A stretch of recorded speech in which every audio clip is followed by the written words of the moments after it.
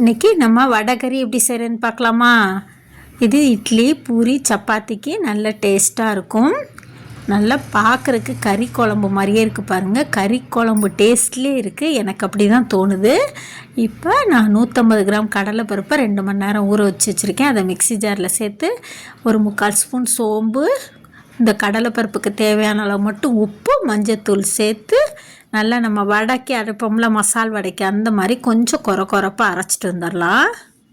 இப்போ அரைச்சிட்டு வந்ததை நம்ம எண்ணெயில் சின்ன சின்னதாக போட்டு பொரிச்சுக்கலாம்.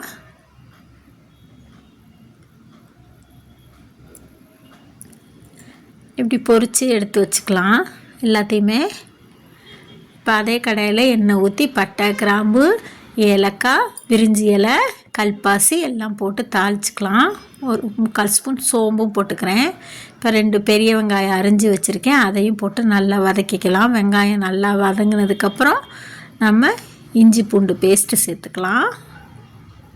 1 ஸ்பூன் இஞ்சி பூண்டு பேஸ்ட்டு சேர்த்துக்கிட்டேன். இப்போ இஞ்சி பூண்டு பேஸ்ட்டும் நல்லா வதங்கினதுக்கப்புறம் 2 தக்காளி சின்ன சின்னதாக அரிஞ்சு வச்சுருக்கேன், அதை சேர்த்துக்கலாம். இப்போ தக்காளி சேர்த்தோன்னா உப்பு சேர்த்துக்கலாம், நல்லா வதங்கட்டும். இப்போ நான் பச்சை மிளகா போட மறந்துட்டேன். கருவேப்பிலையோட பச்சை மிளகா போட்டுட்டு புதினா தழை 2 சேர்த்துக்கலாம்.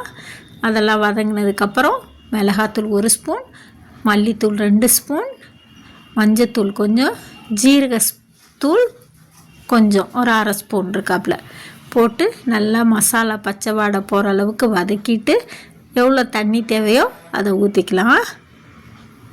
இப்போ நம்ம பொரித்து வச்ச வடையை மிக்ஸி ஜாரில் போட்டு கொஞ்சம் அப்படியே பல்ஸ் மூடில் விட்டு அதை எடுத்து நம்ம அதில் சேர்த்துக்கலாம்.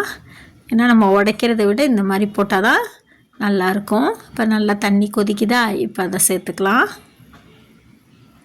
சேர்த்துட்டு இப்போ நல்லா எண்ணெய் பிரிஞ்சு வர அளவுக்கு கொதிக்க வச்சோன்னா மல்லித்தழை தூவி நம்ம பூரிக்கோ சப்பாத்திக்கோ இட்லிக்கோ தோசைக்கோ சைடிஷாக வச்சு சாப்பிட வேண்டியதுதான். இன்றைக்கி நான் தோசைக்கு தான் செஞ்சேன். சூப்பர் அண்ட் டேஸ்ட்டாக இருந்தது. அது கொதிக்கிறப்பே அப்படியே மசாலா வடைக்கு கறி குழம்பு மாதிரியே வாசடிச்சிச்சு. இந்த மாதிரி நீங்களும் செஞ்சு பாருங்கள். தேங்க்ஸ் ஃபார் வாட்சிங். சேனல் பிடிச்சிருந்தா சப்ஸ்கிரைப்